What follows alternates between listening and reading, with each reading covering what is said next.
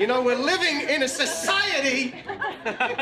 We're supposed to act in a civilized way. That, of course, is George Costanza, who was and is, in my opinion, the heart and soul of Seinfeld. Why?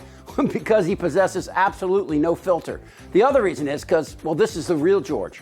So, how much has the whole 2020 election and everything that has flowed from it pissed you off? Oh, I mean, you can't go a day without thinking about what he's done to this country, because he's such a little baby that he's thrown 250 years of democracy out the window by not accepting the results of it. I mean, it's so crazy. He's such a sociopath. I can hear Republicans now. What does Hollywood know? They're a bunch of snowflakes. Maybe, sometimes, but not this guy. The sickness that is Trump and the disease that is MAGA demand a cure. We fix the sickness with an honorable man like Joe Biden, but the disease demands a bit more. We need comedians with knives, and few knives are sharper than Larry David. And frankly, I think it may be the best interview I've done in these 2.5 years. Not because of me, but because Larry was so great in this. Is in one of the early episodes of this final season, he's down in Atlanta, and there's a woman who's a friend of his, and she's online to vote. And, you know, he's talking to her, and he just goes out. She says, oh, I'm so exhausted and so thirsty. And he goes and he gets a bottle of water, and he gives it to her, and he's arrested. And you know, and you realize as this is going on, because it seems so organic and natural, you realize, oh, so this was his way of responding to that Georgia election law that you're not allowed to provide food or water to somebody who's waiting online to vote, which when you think of it and when you see it in the context of the series, you realize how just insanely nonsensical it is. Larry David is a lot of things, but a snowflake? No. Here's the thing about Larry David and that story. It's true. Georgia actually said you can't give water to people waiting in line to vote. I'm not effing with you. That really happened. And it makes it a crime, a misdemeanor, to just give someone waiting in line to vote. 3 civil rights groups over it, arguing it violates the First Amendment. But this bill was signed into law by the governor behind closed doors last night. And a state lawmaker is now facing 2 felony charges after she was arrested. What's great about Larry David is the rest of this story. In this episode, the national press makes Larry a hero for giving this woman water. But then it's revealed his Airbnb has a black lawn jockey and all the good is erased. Like great comedians, Larry David understands the human condition, and to that end, the inhuman condition that is Donald Trump. If I don't get elected, it's going to be a bloodbath for the whole... That's going to be the least of it. It's going to be a bloodbath for the country. I moved on her like a bitch. You know what I said? I don't remember. And the reason David is great and Trump is a sociopath can be seen in this one episode. In this Curb Your Enthusiasm, Larry has to have lunch with someone he hates who happens to be a liberal. So to get the guy to leave, he wears a MAGA hat. And then the whole city despises him, which is what he wants, to be left alone. Good to see you. Sit down. Boy, I'm so glad we did this. It was such a good idea. You were definitely right. I'm starving. I hope this place is good. Yeah, it's great. It's a big portions on the food and everything.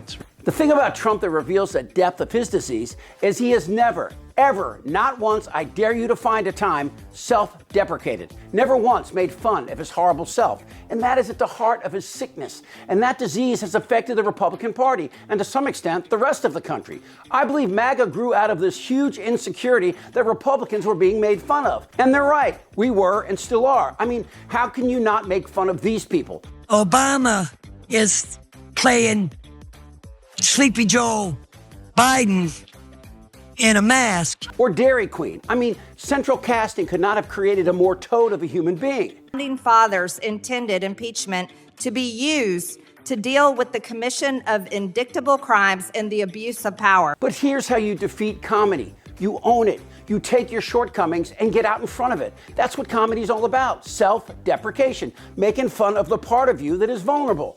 Let me speak directly to MAGA for a moment, okay? Look, I don't want to sound condescending when I say this. You know what condescending means, right?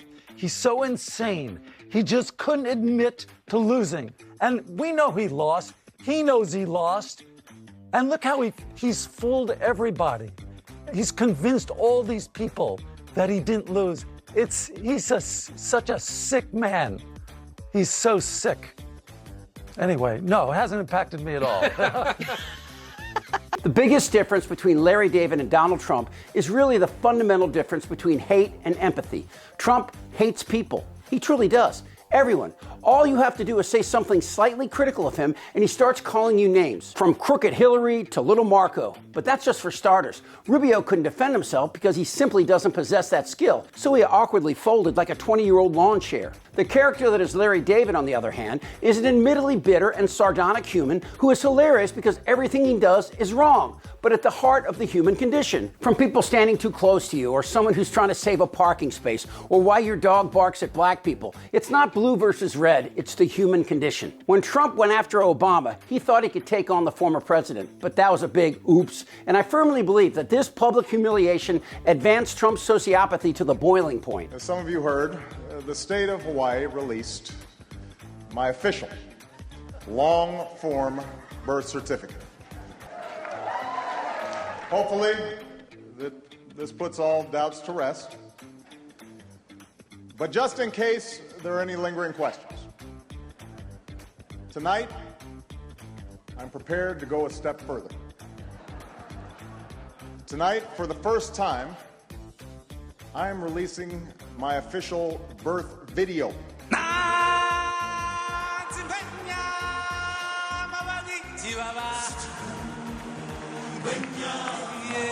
I want to make clear to the Fox News table, that was a joke.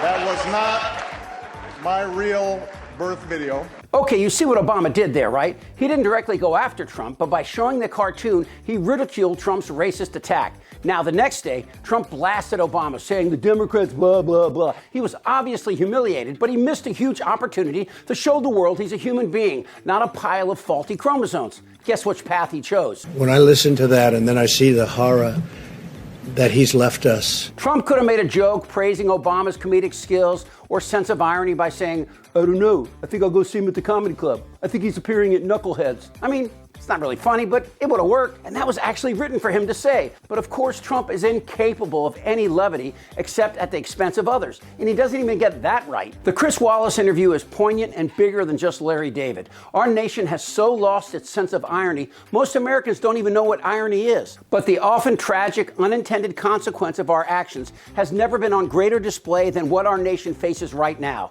The mental illness that is Donald Trump threatens not only our national security, but the well-being of every American.